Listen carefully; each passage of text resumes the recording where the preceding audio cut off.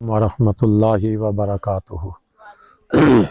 سبحان اللہ وبحمدہ سبحان اللہ العظیم۔ آج بڑی خانقاہ سادات بخاریہ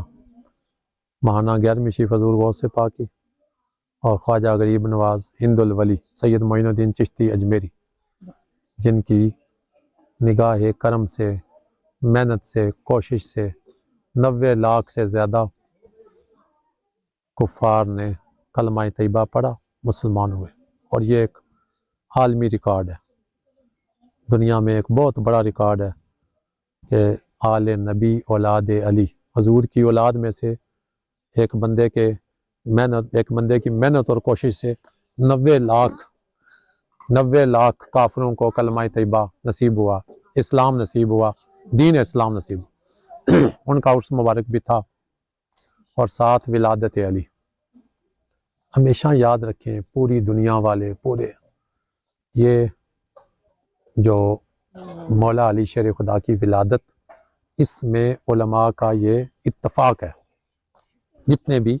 اکثریت جو ہے، جو خوارج ہیں یا نواصب ہیں، ناصبی اور خارجیوں کے علاوہ جتنے بھی علماء کرام، انہوں نے اہل حدیث کے علماء کرام، دیوبند کے علماء کرام، اہل سنت و جماعت کے علماء کرام، ان سب نے یہ لکھا ہے، شیخ سعدی شیرازی نے اور دیگر جو ہے نا صوفیاء کرام نے بھی لکھا، نظام الدین اولیاء، دیگر خواجہ بختیار کاکی، پیر مہر علی شاہ صاحب، ان سب کا یہ عقیدہ ہے کہ مولا علی شیر خدا کی ولادت کعبہ کے اندر ہوئی، ان کی ولادت کعبہ کے اندر ہوئی، اور یہ بھی سب علماء کا متفقہ فیصلہ ہے کہ آپ نے سب سے پہلے رخ انور، چہرہ والضحیٰ کو دیکھا، حضور سید عالم صلی اللہ تعالی وسلم کے چہرہ کی زیارت کی،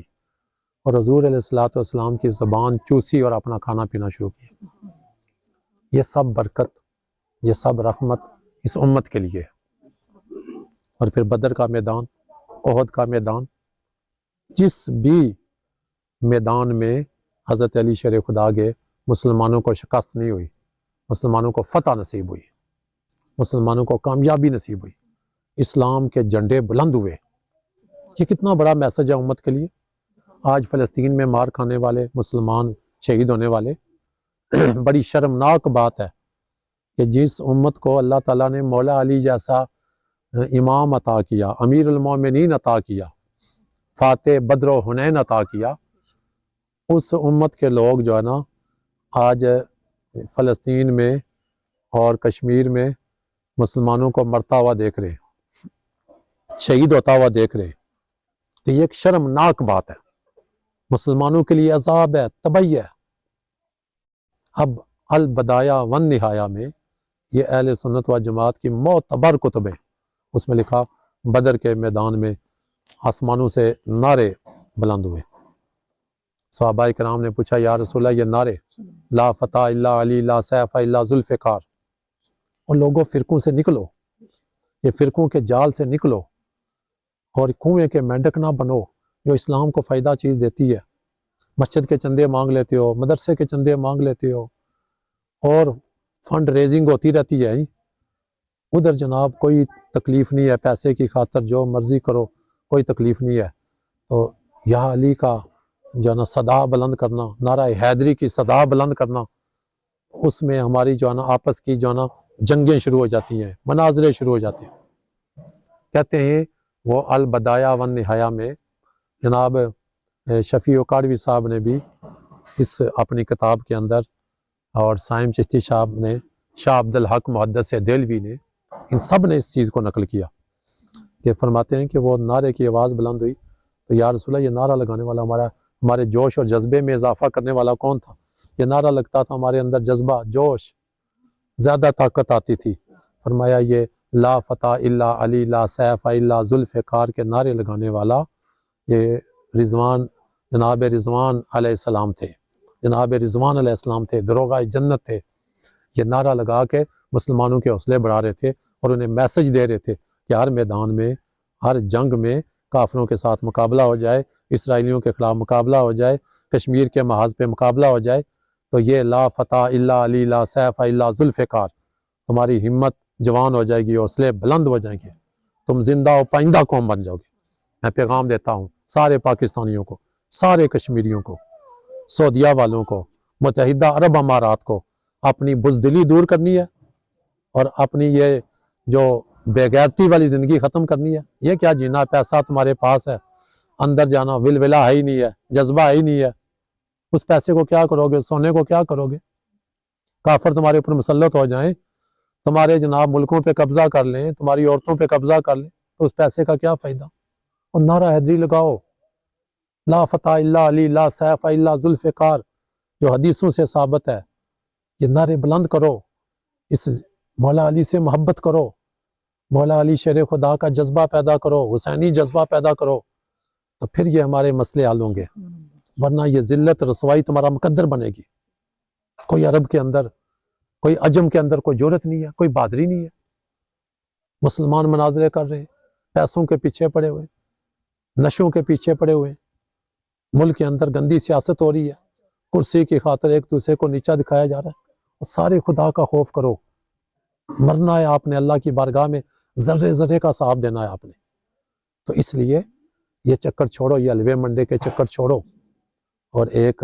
مجاہد بنو، جس طرح کہ حضرت علی شیر خدا امیر المومنین میدان میں آئے اور فاتح بن کے آئے۔ حضور صلی اللہ تعالی وسلم نے فرمایا یہ قرار ہے، یہ فرار نہیں ہے،